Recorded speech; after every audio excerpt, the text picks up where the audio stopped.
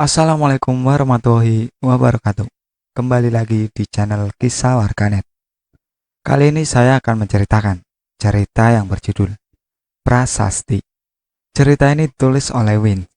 Tak usah lama-lama, kita ke ceritanya. Sore itu, senja bergulir menutup hari, menyemburatkan warna indahnya, goresan warna alam di sela-sela cahaya yang mulai meredup, mengusaikan tugasnya merengkuh bumi dalam rangkul pelukan kehangatan peraduan malam. Di sebuah kamar, di rumah sederhana, seorang gadis yang sedang bergelojak dengan dirinya sendiri. Bulir-bulir air mata menggenang, perlahan mulai menetes, tak terbendung, menyusuri setiap sudut wajahnya. Rasa bingung yang melandanya teracik sempurna, meredupkan binar wajah manisnya. Perlahan, ia bangun dan melangkah ke kamar mandi dengan lunglai. Wajahnya terlihat kuyup, rambut panjang indahnya kusut terurai, menjadi tanda betapa berkecamuk pikiran yang melandanya. Aku merasa jijik sekali dengan tubuh ini. Batin mulai menjabarkan kecewa diri. Entah apa yang terjadi padaku. Serasa ada yang salah dengan mengingat kejadian yang kualami siang tadi. Gadis itu berdiri di bawah shower yang mengalirkan air deras ke sekujur tubuhnya. Guyuran air di kepalanya tetap tak membuatnya bergeming.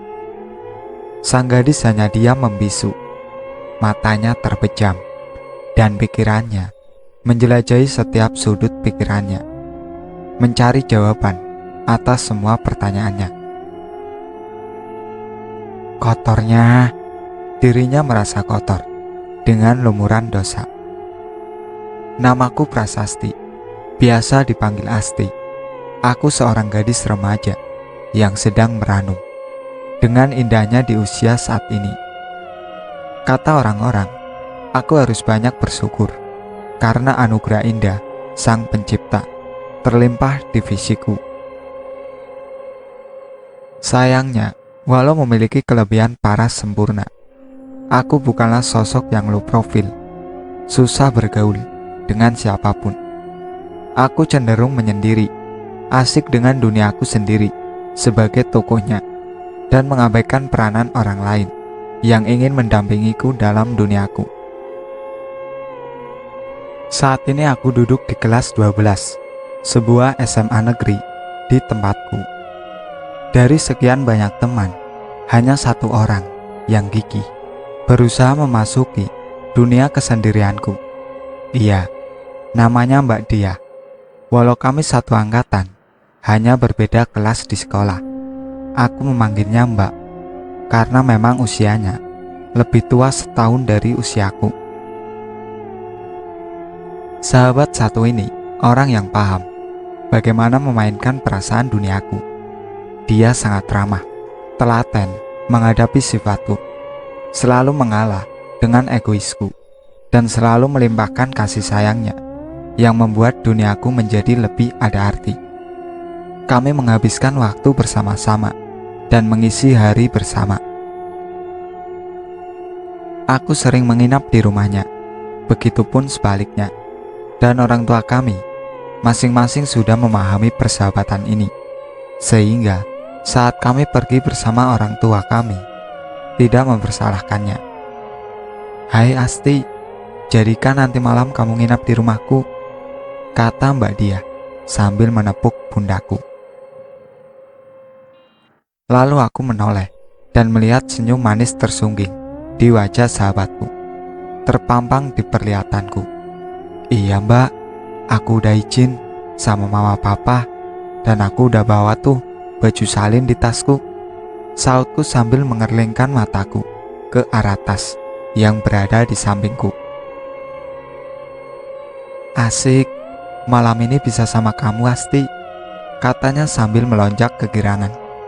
Tepat pukul 1:30 siang, ketika bel sekolah pertanda pelajaran berakhir.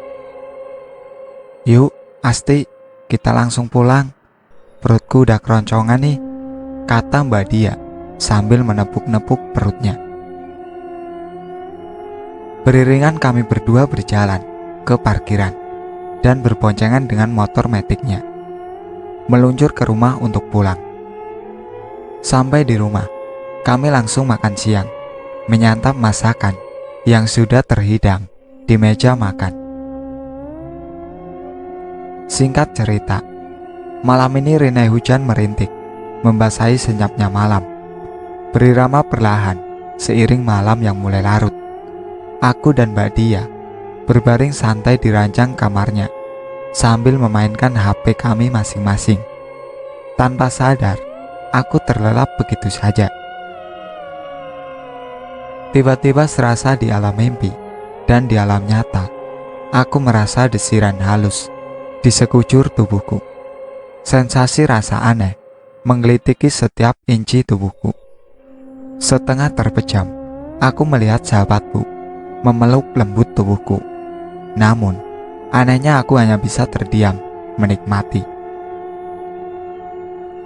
Rasa berontak yang menyeruak terkalahkan oleh rasa tubuhku yang lunglai. Semakin lama, liukan rasa membuatku terbang ke nirwana. Lirih terdengar desa lembut suara itu, menelisik lembut di telinga. Saat terdengar bisikan lirih yang terdengar olehku. Aku sangat mencintaimu, Asti. Sangat mencintaimu. Dan aku bahagia malam ini. Kau dan aku menyatu dalam satu raga. Bisik wanita yang mencumbuku. Aku hanya terdiam dan mengatur nafasku yang tersengal-sengal setelah terbang ke nirwana.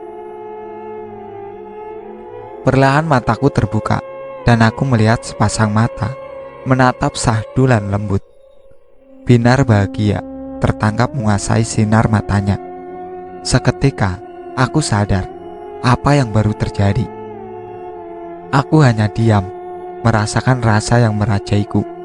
Rasa mual tiba-tiba terasa saat aku melihat tak selembar pakaian pun yang menyelimuti tubuh kami. Aku hanya terpana, terdiam, tanpa kata. Sejak peristiwa itu, wanita itu semakin agresif, menunjukkan kasih sayang dan meratukan aku di hidup dan hatinya. Beberapa kali ia melakukan hal yang sama seperti malam itu. Aku tak mampu menolaknya, namun sejuta rasa penolakan secara perlahan mulai mengisi hatiku. Tiba-tiba aku merasa kotor dan perlahan berusaha agar aku bisa menjauh dari Mbak Dia. Aku benar-benar merasa jijik dengan kelakuannya. Akhirnya, secara perlahan, aku menjauh. Dan setelah pendidikan sekolah kami usai, kami pun terpisah. Aku menjalani hidup dengan penuh perjuangan, karena berusaha melupakan semua dosa itu. 3 tahun bergulir dengan cepat. Suara gamelan mengalun merdu, mengiringi hari bersejarahku. Iya, aku prasasti, dan hari ini adalah hari pernikahanku dengan lelaki pilihanku, hatiku. Semua persiapan telah rampung. Aku menjadi ratu, didandani oleh perias pengantin. Aura kecantikan seketika muncul di wajahku, siap menyongsong hidup baru dengan lelaki yang menjadi suamiku. Baju kebaya tersemai indah di tubuhku. Namun ada rasa aneh, entah mengapa. Terasa rasa ini tidak sempurna. Bahagia ini tidak seutuhnya. Ada sedikit rasa kecewa memeluk relung hati terdalam. Aku terdiam, memandangi wajahku. Aku hanya bisa terdiam saat hatiku menelisik semua rasa. Saat aku memandangi wajahku di depan kaca, mencari penyebab ketidakkebahagiaanku, ternyata aku sadar saat membuka mataku, yang muncul adalah sosok masa laluku. Rasa kangen berdenting lirih, membuat lagu merdu.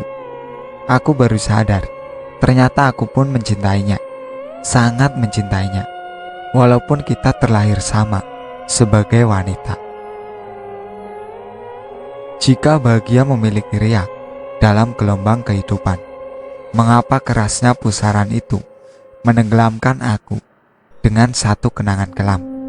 Dosa itu, kenapa aku rindukan saat ini, sementara aku sudah disandingkan dengan laki-laki ini?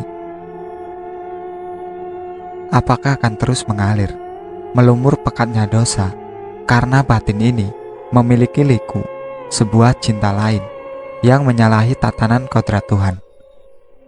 Penilaianku salah dengan menciptakan rumah tangga dapat mengubur masa lalu. Itu sangat salah. Sebab tanpa aku tahu, merasa menjijikan di masa itu justru menjadi keinginan yang terharap dapat lagi terulang kembali di saat ini. Malam pertama, wajah suamiku sudah sangat terlihat menatapku bagai senggok daging yang siap dia telan mentah-mentah. Tebaran kelopak mawar merah mengamburkan di atas kasur kamar kami. Namun hati ini sangat menolak untuk menikmati sentuhannya. "Mas, maaf," kataku lembut, sembari mendorong tubuh dan menepiskan tangannya yang ingin memeluk. "Kenapa sayang?" Pertanyaannya heran muncul dari laki-laki di hadapanku. "Bukankah ini malam kita?" "Aku lagi halangan, Mas. Maaf ya," kataku membohonginya. "Aduh, tertunda malam ini," ucapnya menahan gejolak kecewa.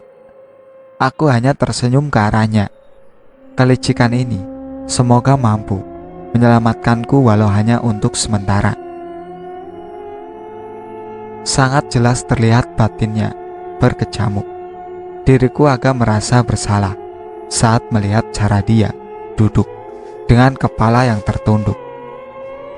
"Sabar sayang ya, aku juga gak tahu kalau ternyata datang bulan," rayuku sambil mengusap-ngusap punggungnya. "Hah? Iya, mau bagaimana? Lagi kodrat wanita begitu," jawabnya tanpa kepuasan. "Iya, seminggu lagi kan selesai, Mas. Nanti baru kita bulan madu ya," masih dengan ucapku manis merayu. "Iya dek, gak apa-apa, aku mandi saja ya. Badan juga capek, seharian nyambut tamu," sahut dia berlalu dari hadapanku.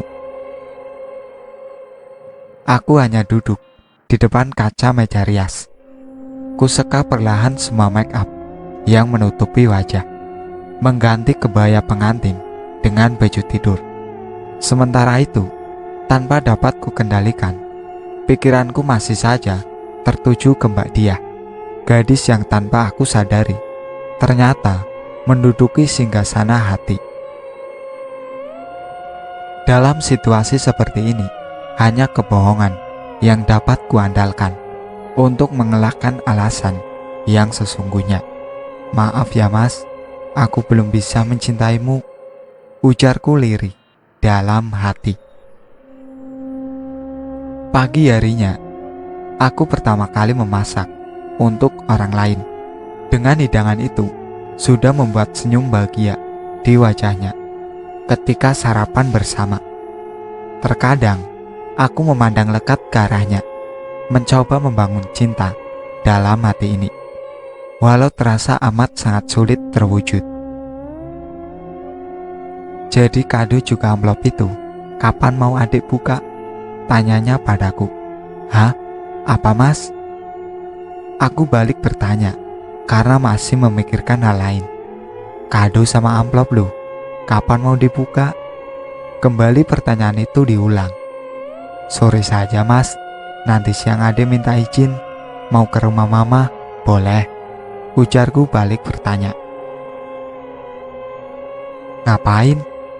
"Baru juga semalam pindah ke sini. Sudah rindu mama," ucapnya sambil memasukkan nasi ke dalam mulut. "Kan ada beberapa baju, juga barang aku belum dibawa Mas," aku menjelaskan. "Ya sudah, mau diantar, apa nyetir sendiri? Di sini masih banyak yang harus dibereskan soalnya. Mau lunasi semua, yang belum terbayar. Mas Budi menjelaskan, kalau Mas masih repot, biar adik pergi sendiri saja, gak apa-apa kok, kataku. Suasana sarapan jadi tidak asik karena aku mengutarakan itu. Sementara semua urusan di sini masih sangat repot, juga banyak yang harus diselesaikan.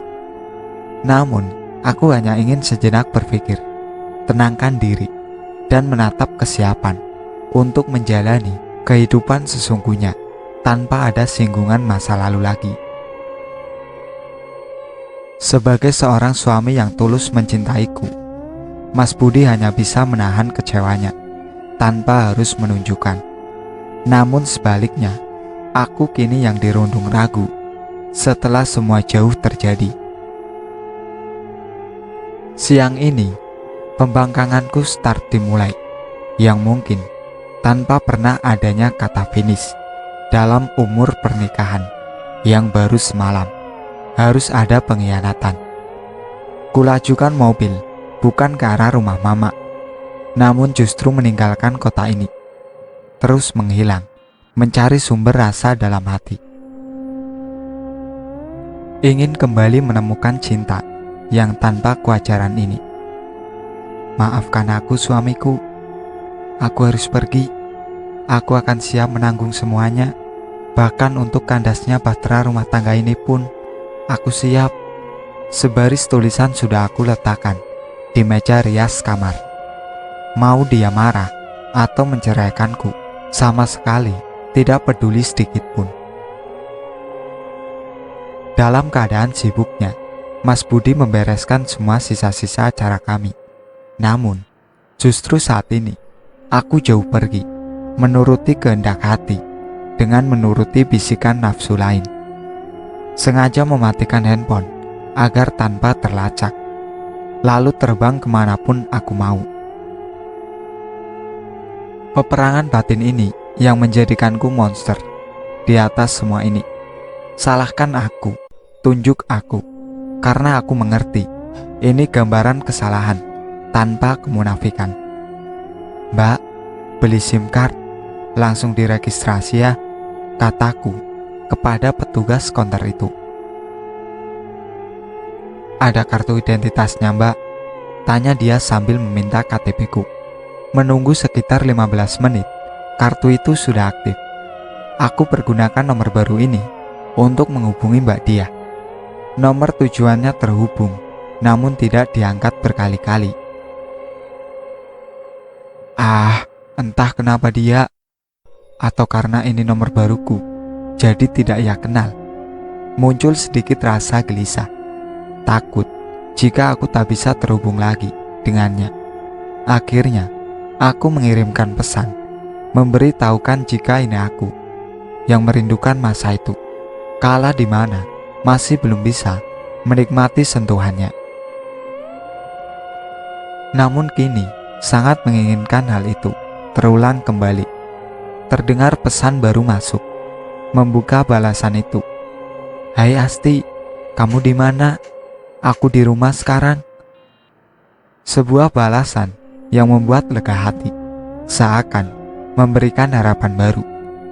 Angin segar yang mengembus sanubari ini dengan sejuknya keinginan. Aku kesana, tunggu aku, balasku. Cinta sangat berbeda dengan nafsu. Cinta yang sungguh tanpa ada kata melukai, namun selebihnya menjaga. Nafsu hanya bergeming jika bisikannya terdengar. Satukan keduanya untuk keseimbangan sebuah hubungan, bukan mengumbar keinginan. Tak terasa mobilku melaju dengan kecepatan tinggi, setinggi irama degup jantungku. Adrenalinku terpacu, sensasi rasa luar biasa menyelinap indah di relung hati. Rasa kangen ini butuh muara untuk wadah peleburannya. Rasa sayang ini butuh ekspresi penyalurannya. Dalam hati dan pikiranku hanya dia. Mobilku mengerem mendadak saat kulihat sosok yang kucari berdiri di depan rumahnya. Serasa amasing banget bertemu dengannya kembali. Rindu yang memuncak membawaku laksana terbang ke hadapannya. "Mbak Dia," ujarku lirih dengan suara gemetar. Serasa runtuh pertahananku. Air mata mengalir deras, seakan berlomba menghiasi pipiku.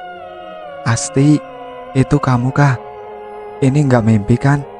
Akhirnya kita bisa ketemu, bersua kembali," ujarnya tersenyum manis, senyum yang kurindukan. Sesaat kami hanya berdiam diri, berhadapan, saling pandang, berkomunikasi dalam diam. Perlahan, ia menggenggam tanganku dan mengajakku masuk ke dalam rumahnya. Rumahnya terlihat sepi dan sunyi. "Orang tuaku sudah gak ada. Mereka kecelakaan beberapa bulan setelah kita lulus. Aku benar-benar rapuh. Aku sendirian, gak punya siapa-siapa. Saat aku butuh kamu pun, ternyata kamu pergi meninggalkanku," gumamnya lirih. Aku hanya dapat terdiam, mendengar suaranya terdengar, penuh nada kesakitan. "Maafkan aku, Mbak. Aku tidak sadar bahwa aku mencintaimu. Ternyata di dalam jati diriku ada kamu, Mbak," ujarku terisak perlahan. "Sudahlah, tidak usah diperpanjang lagi, Asti. Toh sekarang kita sudah bertemu. Kamu pasti capek banget. Ayo istirahat di kamarku," ujarnya sambil membawa tasku memasuki sebuah kamar. Aku berjalan mengikutinya. Sesampainya di dalam, aku duduk di tepian tempat tidur. Sementara Mbak Dia sibuk menata barang yang kubawa. Aku mengamatinya saat ia menunduk, menata barangku, penuh rindu, penuh sayang, serta sejuta rasa lain yang mengharu biru. Tiba-tiba ia menoleh ke arahku, memandangku lekat. Tatapan itu penuh rindu. Aku gemetar menerjemahkannya. Entah mengapa, tertangkap rasa lain selain rindu yang terpancar di sana. Bias dendam dan benci. Aku tergagap saat terpergok tengah memandanginya. Perlahan Mbak Dia menghentikan aktivitasnya dan berjalan menghampiriku. "Asti, aku rindu," desanya lirih. Aku gemetar saat ia menghampiriku dan duduk di sampingku. Perlahan Mbak Dia menatap mataku, menelusuri seluruh wajahku dengan sinar mata penuh rona rindu. "Mbak Dia," aku menerima genggaman tangannya. Perlahan kami tak berjarak. Nafasnya yang menderu terasa di telingaku. Perlahan bahuku diusapnya lembut. Tangannya mulai menyentuh tanganku dan kepalanya menyandar manja ke pundakku, membuat aku semakin tidak kuasa menahan rasa dalam diri. Berdesir halus darah ini menjalar ke atas, menggumpal menjadi bisikan nafsu dalam pikiran. Tanpa dituntun, langsung kubelai kedua pipinya, mengarahkan tatap ke dalam matanya.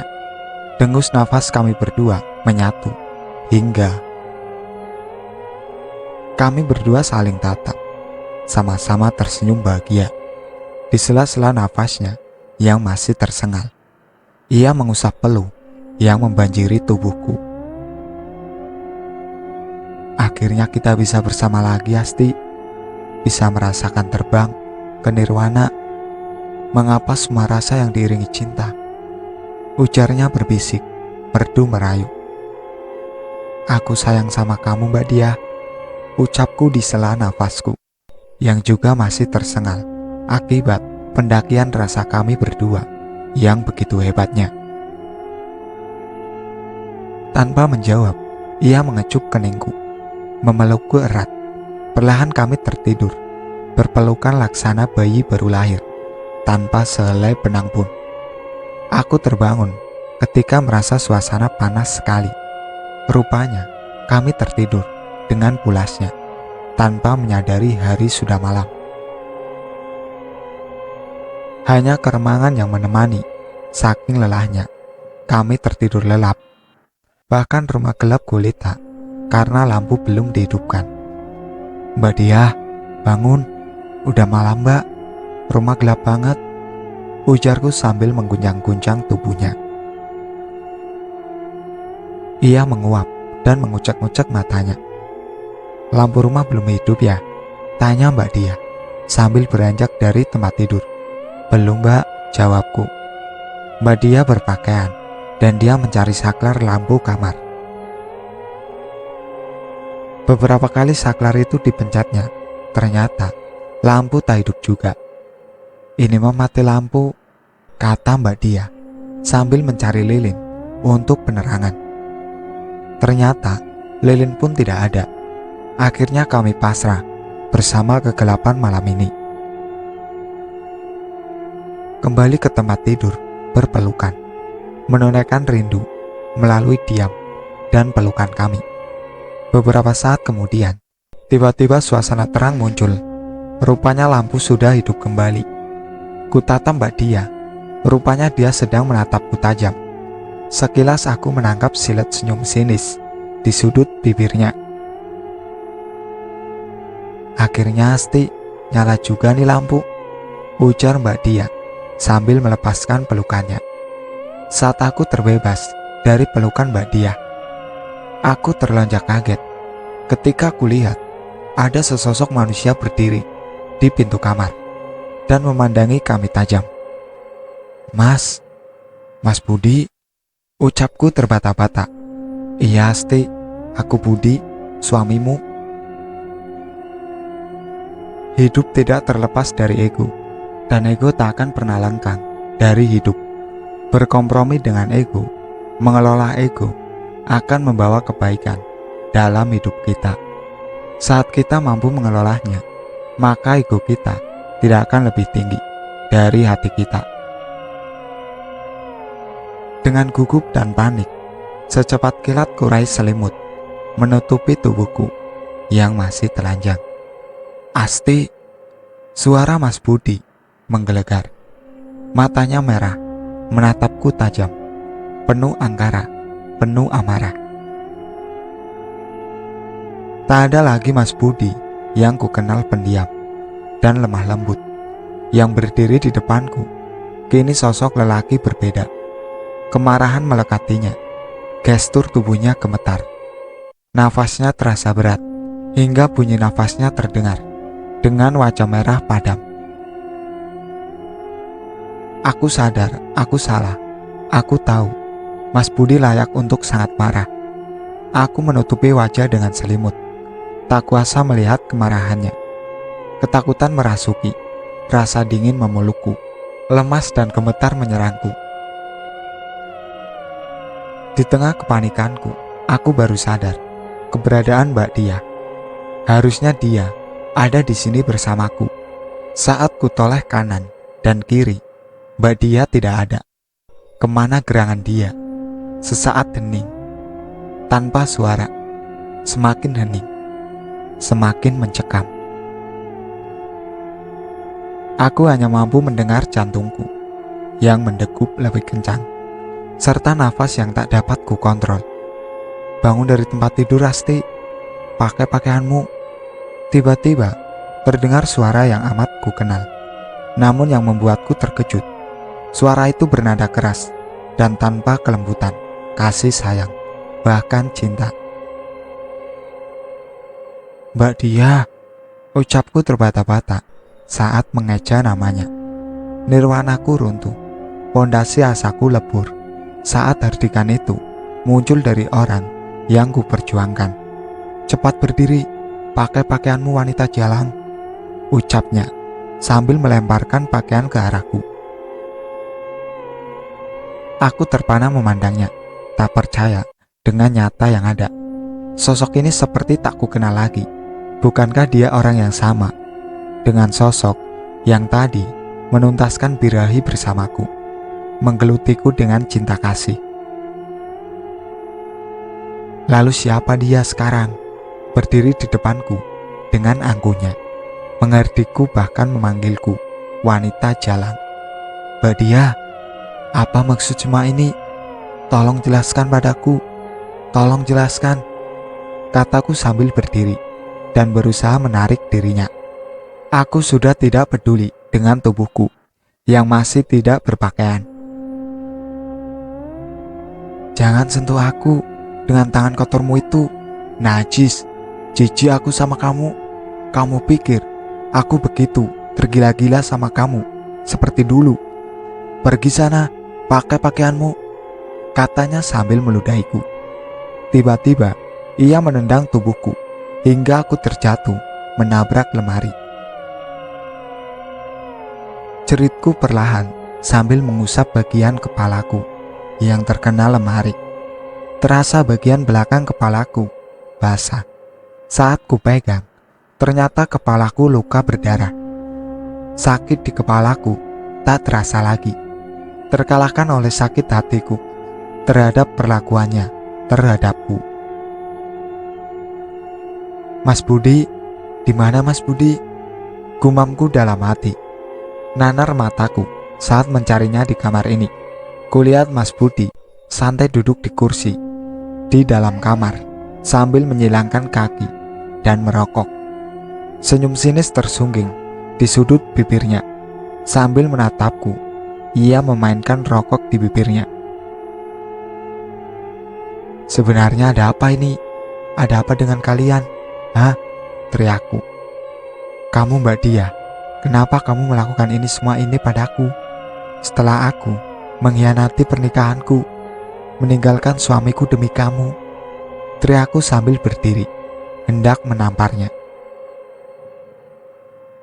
Bunyi tangannya beradu dengan tanganku saat ia menepiskan tanganku yang hendak menamparnya. Siapa tadi yang kamu bilang? Suamimu. Coba ulang lagi, sebutkan namanya.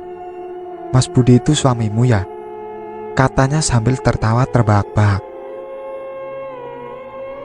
Mas Budi, kamu suami Asti. Kamu suami perempuan ini ya mas? Kata Asti dengan tertawa mengejeknya dan memegang keras pipi Asti dengan cengkraman tangan. Enak aja, mana mau aku sama wanita jalang seperti dia. Mas Budi menjawab santai. Asal kamu tahu ya, kami sepasang kekasih. Aku dan suamimu itu sejoli yang tak terpisahkan Asti, kata dia mempercepat cengkramannya. Kamu mau tahu? Hah? Dia sengaja aku minta mendekati kamu, pura-pura mencintai kamu, dan akhirnya menikahi kamu. Karena apa? Karena aku dendam sama kamu. Paham? Ujarnya sambil menyorongkan wajahnya tanpa jarak ke mukaku. Sepersekian detik dia menatapku, mengamati wajahku dengan beringas. Tak ada sedikit pun belas kasihan saat melihat air mataku mengalir deras. Kembali dia meludahi mukaku dengan sekuat tenaga. Percikan ludah itu ia lontarkan. Aku hanya bisa terisak menangis, merasakan sakit di pipiku akibat cengkramannya, merasakan sakit di hatiku yang luar biasa. Betapa tega kalian melakukan ini kepadaku. Apa salahku sama kalian? Teriakku sambil berusaha memberontak lepas dari cengkramannya.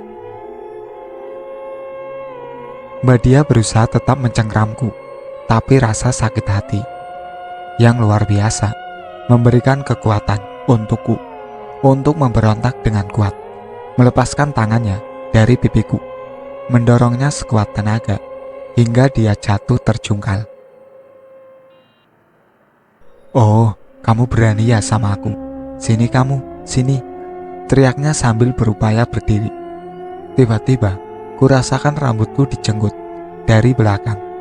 Sakitnya luar biasa. Jangan pernah kamu sentuh wanitaku, jalang. Seinci pun tangan berani sentuh. Atau kamu mau tahu neraka dunia kamu rasakan sekarang? Bisik Mas Budi di telingaku sambil terus menarik rambutku hingga tubuhku terdongak ke belakang. Sakit, sakit, lepaskan. teriakku sambil berusaha meraih tangannya yang memegang rambutku. Namun, yang kudapat hanya tanganku menggapai-gapai udara kosong. Aku tidak sama lagi seperti dulu. Aku begitu mencintaimu, memperlakukanmu seperti ratu, Asti. Ingat nggak ketika aku berlutut di hadapanmu, menyembahmu, mengemis cintamu, agar kamu tidak meninggalkan aku. Tapi kamu tak memperdulikan perasaanku. Kamu tetap pergi, menghilang, tanpa pernah memikirkan perasaanku. Aku begitu terluka, Asti. Aku benci, dendam, aku ingin kau mati, kata Mbak Dia sambil berdiri di depanku, bertolak pinggang. Perlahan dia maju, mendekatkan wajahnya kembali. Saat kamu meninggalkanku, aku benci dengan wanita, dan aku kembali ke kodratku. Aku bertemu Mas Budi, kekasihku, yang kuutus untuk menjadi suamimu. Biar kamu tahu, sejatinya rasa sakit. Mbak Dia tertawa terbahak-bahak sambil mengangkat kedua tangannya ke atas. Dia terus tertawa. Mas Budi pun mengiringi dengan tertawanya yang menggema. Semakin lama, hanya sakit yang kurasa. Tertawa mereka mulai terdengar samar. Bayangan tubuh mereka mulai meredup seiring pertahanan tubuhku yang melemah. Mbak Dia mendekat dan menampariku sekali, 2 kali, 3 kali, 4 kali, dan tak terhitung. Aku hanya diam, tak punya tenaga untuk memberontak. Tiba-tiba kurasakan Mbak Dia menendangku hingga aku terjatuh. Aku sudah tak berdaya. Kurasakan cairan merah mengalir dari sudut bibir dan hidungku. Mampus kau, mampus kau, mampus kau Jalang, enyahlah ke neraka, ucapnya seperti kesetanan, menginjak-injakku. Aku hanya terdiam, tak berdaya, dan tiba-tiba pandanganku gelap, sangat gelap. Sudah sayang, stop, sudah pingsan dia. Kita pikirkan saja selanjutnya, seperti apa yang akan kita lakukan, kata Budi. Lenyapkan dia, baru aku puas. Kamu sudah berjanji untuk membantuku, Mas, jika ingin aku jadi istrimu, jawab dia penuh amarah. Siap sayang, apakah Asti kita bunuh sekarang saja, biar cepat selesai urusan kita, kata Budi sambil memandang Asti yang tak bergerak. Jangan bunuh dia, masukkan dia ke mobilnya. Kita dorong mobilnya dari tebing ke laut, biar dia berproses mati dalam keadaan hidup.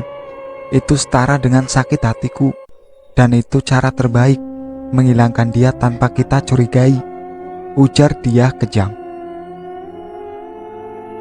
Oke sayang, apa maumu? Aku ikuti, Budi menyahut sambil mencari kunci mobil Asti. Mereka memasukkan Asti yang masih pingsan ke dalam bagasi mobil. Budi dan dia beriringan mengendarai mobilnya menuju tebing tinggi di tepi laut. Sesampainya di sana, mereka memindahkan tubuh Asti ke bagian kursi supir, meletakkannya dengan sempurna. Kemudian mereka menghidupkan mobil dan mendorongnya ke arah laut. Perlahan, mobil itu mulai tenggelam hingga tak terlihat lagi di permukaan air. Budi dan dia memandangi peristiwa itu dengan senyum kepuasan. Mampus kau Asti, rasakan pembalasanku, ujar dia lirih. Berita koran hari ini, pada hari Kamis, tanggal 30 Maret 2021, telah ditemukan sesosok jenazah wanita yang telah diidentifikasi bernama Asti atau Prasasti, berjenis kelamin perempuan. Asti dan mobilnya ditemukan oleh para penyelam yang melakukan aktivitas rutinnya di Laut Seminung. Diperkirakan Asti masih hidup saat dia dan mobilnya tenggelam di laut. Saat ini, jenazah Asti sudah dievakuasi dan berada di rumah sakit, menunggu konfirmasi dari keluarganya. Di sebuah rumah pedesaan tepatnya di rumah Budi. Tampak janur kuning melengkung. Orang berlalu lalang dengan pakaian bagus dan gincu merahnya. Dari dalam rumah terdengar ikrar. Aku membuka mataku perlahan, ingin menjerit. Aku sudah tak bisa. Karena saat membuka mulutku, air laut memasukinya. Mataku terasa pedas. Aku menggapai pintu mobil, ingin keluar, namun tak bisa. Kurasakan mobil ini semakin menurun ke dasar laut, seiring pandanganku yang semakin nanar. Dan yang kurasakan, sekarang jiwaku hanya mampu memandangi ragaku yang lemah, tak berdaya, terpisah dengan nyawanya. Dingin sekali air laut ini, seperti inikah cinta. Rasa dan perasaan terkadang menghasilkan dampak yang luar biasa bagi kehidupan seseorang. Sudah sewajarnya dalam hidup, ada baiknya mempertimbangkan perasaan orang lain saat egois kita muncul untuk perasaan kita. Itulah akhir cerita dari Prasasti yang ditulis oleh Win. Sekian dari saya. Wassalamualaikum warahmatullahi wabarakatuh. Jangan lupa like, komen, dan subscribe channel ini